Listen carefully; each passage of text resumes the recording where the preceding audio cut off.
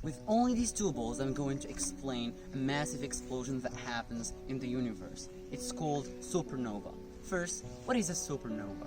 During the life cycle of a star, there is an equilibrium between the force exerted by the nuclear fusion that happen in the core of the star and its gravity. When the star uses all of its fuel, there is no longer that nuclear fusion. Then there is no longer that balance, and the star starts collapsing in on itself.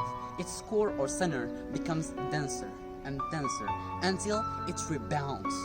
Energy or momentum from the denser layers will be transferred to the upper layers, causing a massive outward explosion, which we call supernova.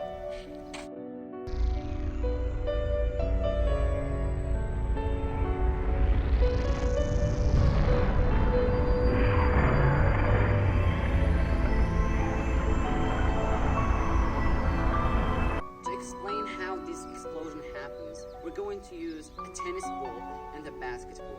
This experiment is called Galiliean canon. If these balls are dropped from a given height, they cannot bounce more than their original height.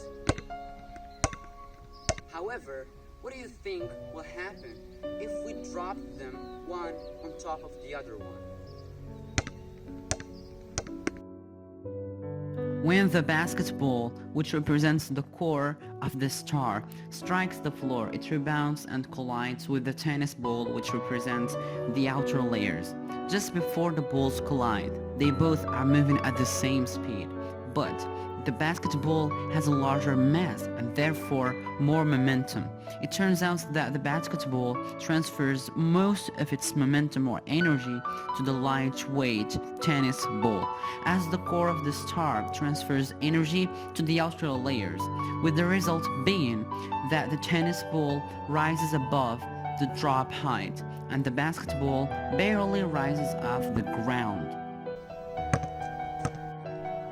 Now, that's how explosions happen in the universe.